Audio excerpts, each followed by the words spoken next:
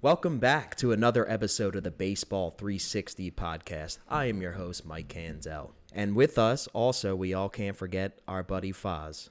Nice to be on another episode with you, Mike. How's it going? It's going great. I just want to say, last week's episode, the first ever of our podcast, I had a blast filming it. I hope you guys at home had fun listening to it or watching it.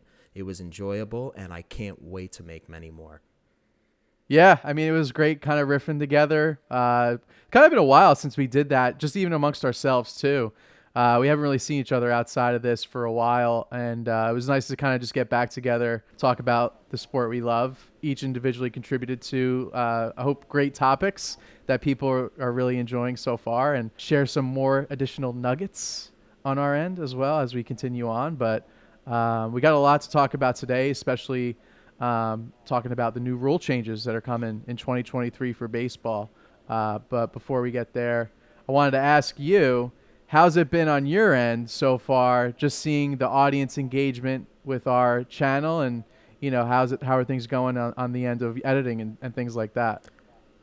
Well, I mean, I'm not going to lie, editing does take a little bit of time, but I'm learning as I go along. I'm learning little tricks, little shortcuts, and little micro details to give you guys the best episode possible. If you guys are listening at home or watching at home and you're video editors and you know a thing or two, comment below or shoot us an email at HomeGrown Sports Network at gmail.com. There you go. Nice little plug. And I will say additionally, I've been a video editor and producer for a while now, but I'm kind of giving you the keys to kind of take over that and kind of learn there. And, obviously we're going to try to help you out as much as I can, but so far so good. I can't really complain about what we've put out, and this is the very beginning. The best thing for us to do is just to keep pushing out, keep going, and you never know what could happen in the future. We just got to put effort into it and show up, and that's it. I couldn't agree more with you, Foz. I mean, honestly, the hardest part is editing. Talking about baseball and watching baseball. I'm doing that right now, actually. Canada 10, Great Britain 8, for those of you wondering. I always wanted to make content of some sorts, and I've tried to go down other, avenues or niches, so to speak, but I came back home to baseball. I would be watching baseball anyway, so I feel like this is perfect for us. Yeah, speaking of WBC, I'm sure we'll have a little bit later in the show for you guys, so stay tuned for that. All right, guys, we're going to leg it out of the batter's box and take our butts to first base. We got a lot to talk about here. With the upcoming 2023 season, there's going to be a lot of differences to the game you love. There's going to be bigger bases, a pitch clock, which you guys already know about, and, of course, shift limits. Fazio, you sent me a long text after they decided to change these rules, and you were 50-50 about it. Have you changed your mind at all? I think I've started to come around to the fact that pitch timers, I think in the end will benefit the viewer than I think people that play and watch baseball who are really, really into the game. I think the average viewer, I think you'll see a lot of those numbers tick up because the games will be going much faster. I know Jeff Passan, he put out a tweet just kind of analyzing all of the spring training data so far, and has basically shown that almost a half hour less in average game time than there was in the 2022 season. Again, for the average viewer, average person going to a baseball game that may not want to be there for 3+ hours is going to greatly benefit them, because they're going to notice a huge shift of, wow, like there's not only, games are going pretty quickly, but there's actually more action. So like more into the specifics of these timers, there's going to be a 30-second timer between batters. So after an out is made or in the beginning of the inning, they'll have 30 seconds to basically throw the first pitch there.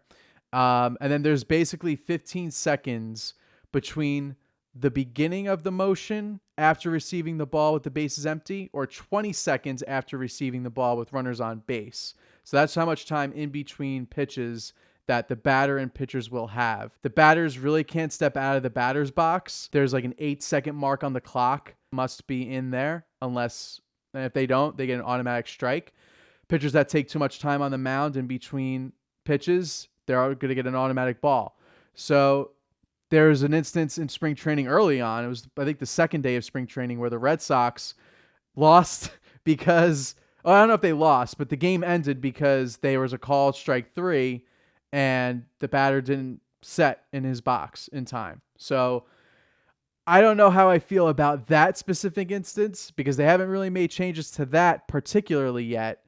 And I know there's going to be something in the regular season or maybe even the postseason, who knows at that point, but definitely in the regular season where there's going to be a huge topic around this specifically, where a batter just gets called out and the game ends and it's a crucial moment. And I'm curious to hear your thoughts about that specific instance and just this in general, Mike. So, to be clear, what happened in the spring training game was it was the bottom of the ninth and the game was tied. The strike violation, the batter was out, therefore ending the inning. In the regular season, it would then go on to extra innings. Now, having said that, I don't want a game ending like that. I really don't. I brought this up to you. I think football had something, or at least used to have something, that a game cannot end on a penalty.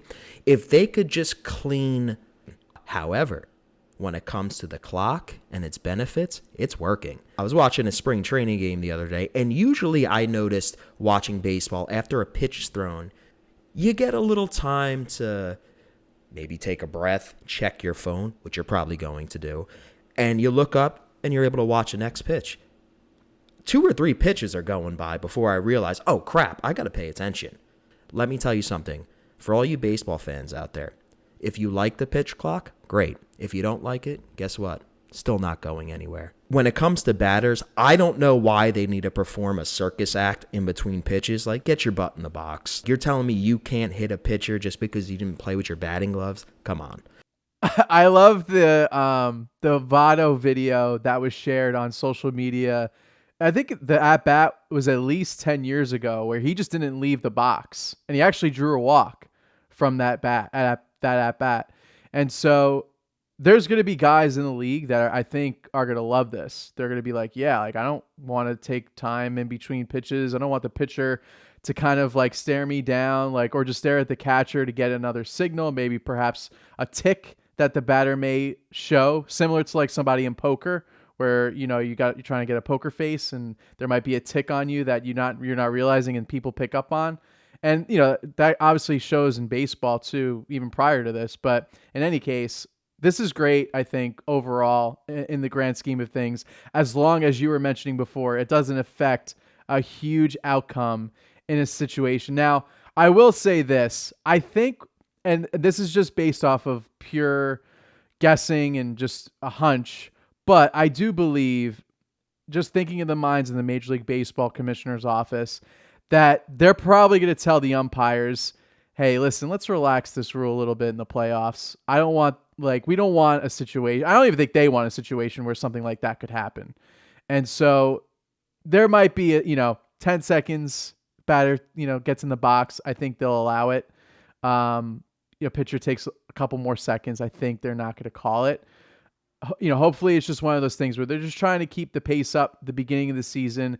As the season's rolling on, everyone starts getting into a groove. They're really just starting to get into it. There's going to be violations for sure, and I'm sure an outcome of a game is going to get affected by this.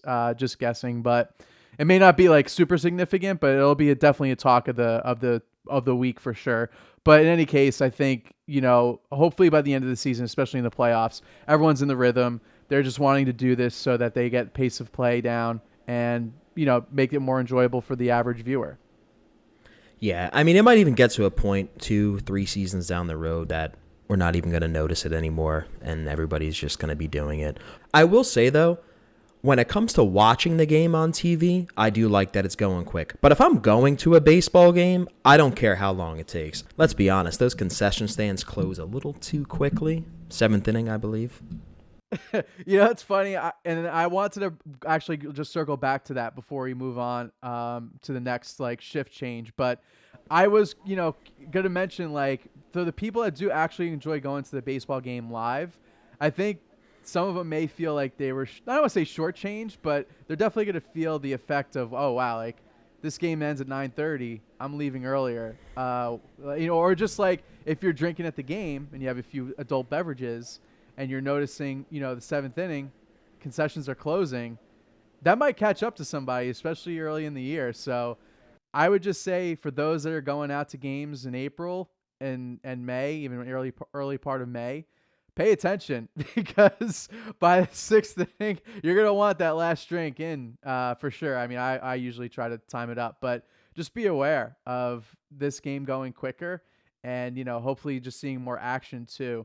And speaking of action, let's just kind of touch up on the next rule, which is the shift changes. And so, just to kind of riff on what I was saying before, with the shift change, the infielders are the ones that are getting affected by this. Now, you can shift in the outfield. You can have two guys in right field, two guys in left field, depending on who's at the plate. We saw that with Joey Gallo. Joey Gallo. Oh, you mean Jerry Callo. Callo. That's what I was thinking of. That's exactly what I was thinking of. Joey Gallo. Yeah, of course. The Yankee great. Of course. Who can forget about him? As a Yankee fan, I kind of feel bad for him. He was seriously in his head last year.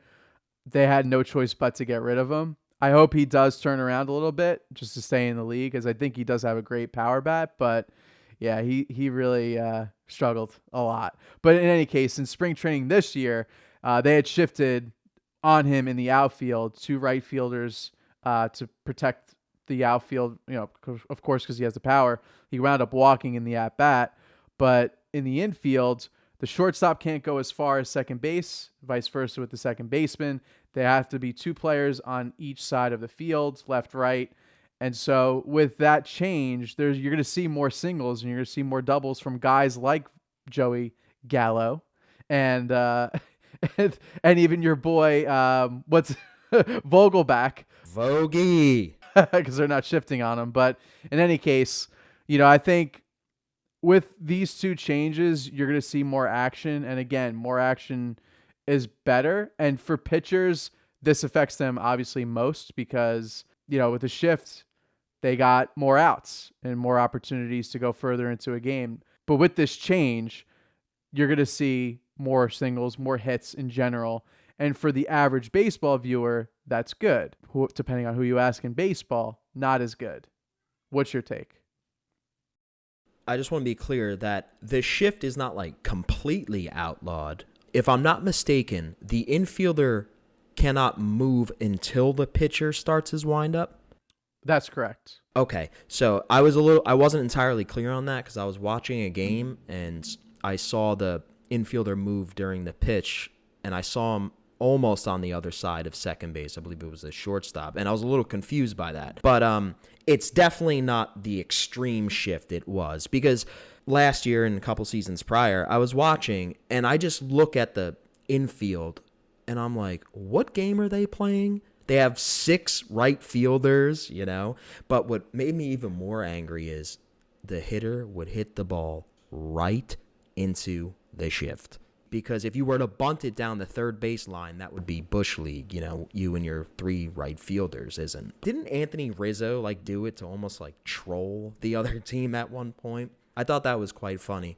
McNeil of the Mets, he's a hits machine, and even he would get shifted on, which I thought was a big surprise. But I think now he's going to find a couple of more holes in the infield. Not that he really needed help with that, but I think his average is likely to increase too. Yeah, I think you're going to see some averages increase overall in baseball. And again, I think for the average viewer, it's going to be good. And again, depending on who you ask, who really loves baseball, some may hate it, some may love it. But like you said before, this is what the new rules are going to be. So you got to just suck it up and watch what the rules are imposed. So. And it's going to cut out just a lot of that garbage time. When we all know the garbage is the commercials, but they're not going to take those away. The one rule we really didn't touch up on was those bigger bases. They're trying to expand these bases so that they limit injuries to players that are, running to first, getting spiked, or just, collapsing on their ankle. We've seen a ton of injuries in the past where players either collided together, had got knocked out of games, or again, they stepped on an ankle or stepped on a foot, they tripped, broke a knee, broke an ankle, broke a foot, etc. And so with these bigger bases, I'm sure visually you'll see a little bit of a difference when you're at a game, but on TV, it's probably going to look almost the same.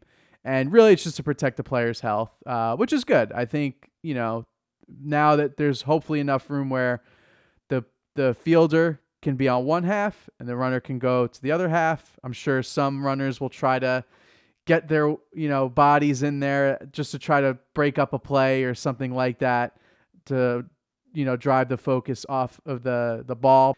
Overall, I think this change is more or less for the players, and I don't think anyone's really going to complain about this one. No, going back to the bases, there are some times where I think, like you said, a bigger base would help, like to avoid that collision at first base. But I'm thinking less in terms of collisions, but I'm also thinking in terms of gamesmanship. How many times have you seen a quote-unquote phantom play at second base where they're trying to turn a double play and the shortstop or second baseman's toe just barely grazes the bag, sometimes doesn't even touch the bag, but the umpire, it's one of those things like, yeah, it's part of the play, whatever, we're not going to call it. Now I think they have a big enough bag to where they'll be able to turn a double play a little bit easier sometimes. When a runner tries to steal a base and they slide head first in, they sometimes slide over the bag and the shortstop waits and holds the tag because he knows the guy is going to inevitably slide over the bag. How much bigger are they going to be exactly in terms of size? Do you know? I do know, and the only reason why I know this is because I pulled up an article before just to try to get all this information in and as accurate as possible. So these bases, they were 15 inches on each side, and now they're 18 inches on each side. Home plate remains unchanged. It's the same. But as you were talking, I was actually reading because I was like, oh, if they're bigger, then that means there's probably less distance between each base. And there actually is. There's a distance. So the distance between first base and second base and third base is reduced by 4.5 inches each. And the distance between home plate and first or third is reduced by 3 inches each. So quick maths, that's 15 inches total. That is less. And that actually affects the name of our podcast because it's no longer 360 feet. It's 345 feet. We're keeping the name, people. And there's also going to be less pickoff attempts because I believe there's only 2 per at bat now. I think there's certain stipulations there. I don't know the exact parameters, but I think there are situations where a pitcher can get a third. If someone is still at first, but someone goes from second to third, it resets. So that is like an instance where he would get 2 additional throwovers if he wanted to do that. But yeah, I think overall less space between the paths, more opportunities for people to steal bases. But on top of that, now that there's a pitch clock, the pitcher can only have so many seconds before he has to throw the ball to home, to the catcher. And additionally, not as many opportunities to throw over to first. So, yeah, I mean, if I was a fast runner in the league, I want to hit that 50 mark. Guys, you heard it here first. Stolen bases, they're going up. They're going way up. The stock is up. Here we are at first base, looking to make our way towards second. We're going to talk about the current WBC, what we like about it so far, what we don't like, who surprised us, and who is disappointing us, along with the current spring training fiasco of injuries that we are experiencing with our favorite teams. But first, let's get to the WBC. The United States defeat Great Britain. A lot closer of a game than I expected, to be honest with you. I was expecting a mercy rule kind of game, especially with a team that shows up with Arial font on its jersey. Definitely thought going into this that the United States would manhandle Great Britain like they did back in the 1700s. That wasn't exactly the case, but they were able to come out.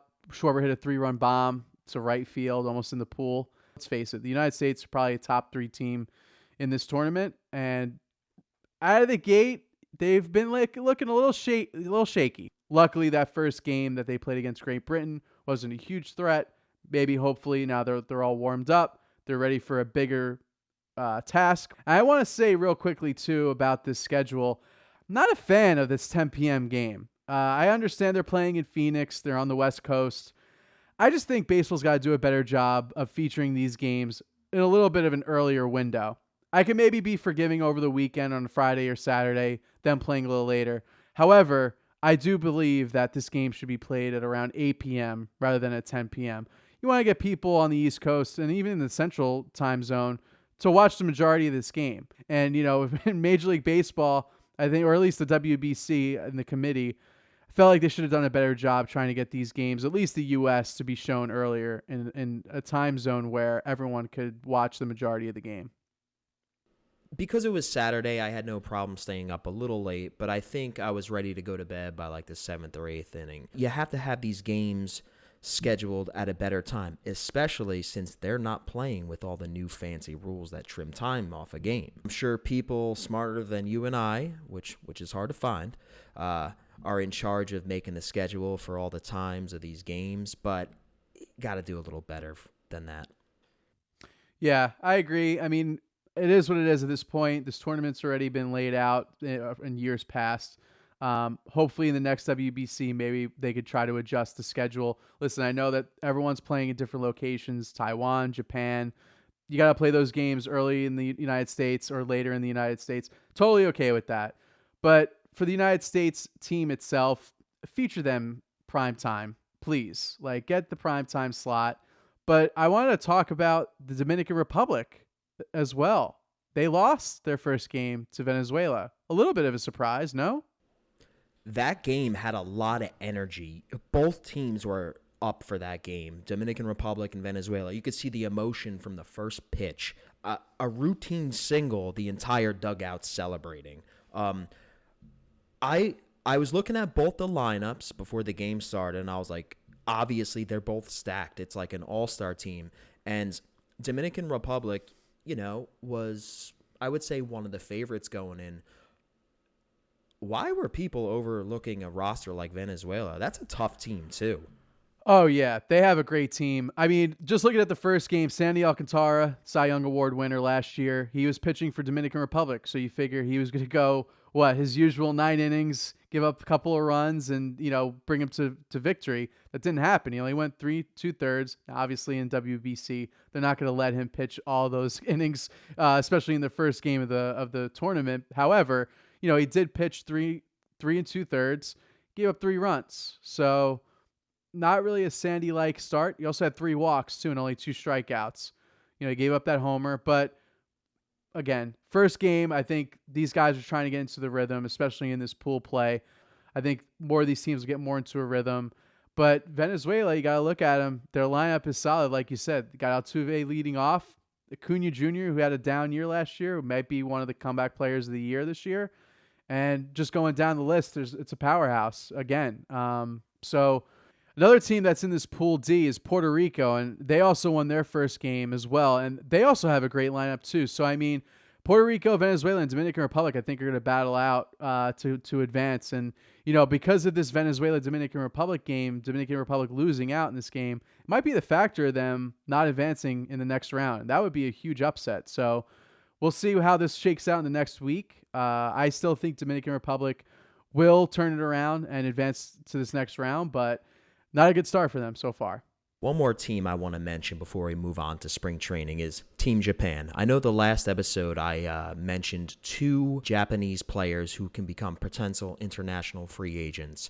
One of them is Roki Sasaki, who just recently pitched the other day for Japan. Foz, I believe you have his statistics up. Yes, so he pitched on March 10th. He went 3 2/3, didn't give up an earned run, although 1 run was credited to him unofficially.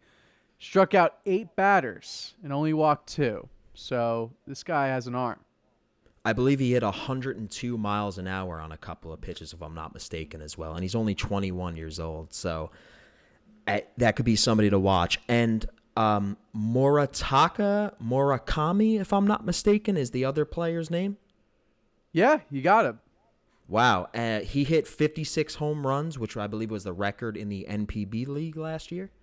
Yeah, it broke the god Sadahara O's record, actually. One of the best baseball players in Japan's history. Team Japan is seems to be a forgotten favorite just because they're part of the Pool A, the games that nobody really seemed to care about. But Shohei Ohtani is showing out once again. That's no surprise there. I'm telling you, they're a force to be reckoned with. I believe it. Yeah, and Lars Nootbaar too is on this team. He's also doing great. He's on the Cardinals. We haven't really talked about him in the podcast yet, but I definitely wanted to mention him. He's he like that whole team is top to bottom another powerhouse. So I think coming out of the international pool, and that's including both Pool A and B, they're the favorites, and I have to imagine they might be in the finals, and they could take this all the way. Especially with the loss that the Dominican Republic faced yesterday against Venezuela. I don't know. I think Japan's got a really, really solid team, and I want to bring up one more guy on the team, Mr. Miyagi. There's a guy. The guy. I don't want to make fun of him, but Hiroya Miyagi. He closed out the game yesterday through 5 innings, struck out 7, only gave up 1 earned and 2 hits. So I don't know if he may come to the majors or not. I'm not exactly sure of his whole career statistics in the MPB, but I like the name. That's a 5-inning save, if I'm not mistaken. That is correct. You hear that, MLB GMs? You get yourself a 5-inning closer. You'll be all right. Here we are at second base. The batter just hit a screaming line drive to center field, but the third base coach has given us the stop signal. So we're going to sit here and talk about spring training, the ups, the downs, the injuries, the contract extensions, and much more. Yeah, unfortunately for Yankee fans, big blow. Hopefully this isn't another case of Carl Pavano back in the mid-2000s when they acquired him. But as of right now, they're saying that it's a left forearm strain. He's not going to throw for another week or so. This happened a few days ago, so I think he's still on a 7 to 10 day shutdown. And then we'll obviously start the season on IL. Probably won't come back until mid-April, probably late April, more looking like. And so, listen, the Yankees signed him for a 6-year, $162 million contract. It's nothing small. This is a big contract that they're relying on this guy to be the number 2 starter, to be a starter they can go to in the playoffs. And with him being injured, hopefully it's just a small little injury here and he couldn't go the rest of the way. But in recent past, he hasn't been healthy, especially with the Giants. He's had some injuries in the past, and there's a little bit of cause of concern for him, especially because he's one of the pitchers that have thrown more innings than probably a lot of others in the league. So it's a little bit of a concern for me as a Yankee fan, but for him as well, obviously. And hopefully by the time he's back, he can get ramped up and be good to go. But that remains to be seen as of right now. My boy Jordan Walker as well. He actually got injured over the weekend. He had a little shoulder strain. Luckily, it's nothing serious. They said that he should be okay after this week, or at least after a couple of games. He should be back in the lineup. Remains to be seen if he's going to break with the majors. He might be sent to AAA to start the year, but I still think that he should make the roster. The Yankees' opening day opponent, the San Francisco Giants, just got some bad news themselves. They're going to lose a newly acquired outfielder, I believe, for the beginning of the season. Yeah, so looks like Mitch Haniger, their biggest signing of the offseason. I can remember he was trying to recruit Aaron Judge to come to the team. And looks like he's got a grade 1 left oblique strain. He suffered it Friday night in batting practice right before their game against the Rockies. The club right now is not saying exactly if he's going to miss opening day or not, but definitely probably something to monitor as the weeks go on. Rough going in the Bay Area. One of the best baseball fields in Major League Baseball, in my opinion. I had the chance to go back in 2007 to tour it, and I got to see Barry Bonds play against the Dodgers. Didn't hit a homer that night. He was chasing the record that year, of course. But hopefully, their team, they usually figure things out. If they're not going to hover around 500, they usually surprise everybody and make it to the playoffs. So they'll either have one of those two scenarios happen this year. But hopefully he gets healthier in time for the start of the season. However, my guy that I was talking about last week, Corbin Carroll, did not get hurt. In fact, he got paid. 8 years, $111 million contract extension. I think it's the beginning of what the Diamondbacks are trying to do here. I think they're building for the future, but a future that isn't too far away, in my opinion. I think Corbin Carroll is a phenomenal player, a special player, a potential 30-30 type player. The 30 stolen bases are going to be easy for him. He might be a 30-50 kind of player, and this is good for the Diamondbacks. They just drafted Andrew Jones' son first overall last year, Drew Jones, to go with some other prospects they already have in their system. So they're geared up, ready to go for the future. They got some good young pitchers as well. Let's not forget catching prospect Gabriel Moreno. They are going to make some noise in that NL West for sure. I know it's not sexy to say you're going to compete for third place, but they're going up against the Dodgers and Padres, who they're the class of that division right now. But I think the Diamondbacks are going to sneak their way into the conversation more than the Giants will. Wow, Mike's singing high praises for the Arizona Diamondbacks. I mean, they have struggled a bit for the few years. I think the last time they made the postseason, I want to say, was in 2016 or maybe 2017. Correct me if I'm wrong. 2017, I believe. Yeah. Yeah, I think they had a first round exit against the Dodgers. Oh, all I said was they were going to be better than the San Francisco Giants, which ain't going to take a lot. I'll give you that. But I mean, still, now there's 2 wild card spots. You never know. The Marlins snuck in a couple of years ago.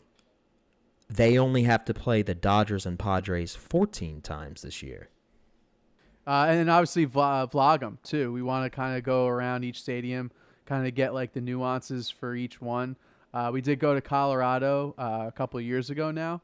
Unfortunately, we didn't vlog that one, but never know in the future. Maybe we can go back there and do a video vlog. But for now, I think Arizona might be one of the first few ones we may hit up and do like kind of like a tour of the stadium and how we liked it and stuff. So stay tuned in the far future for that one.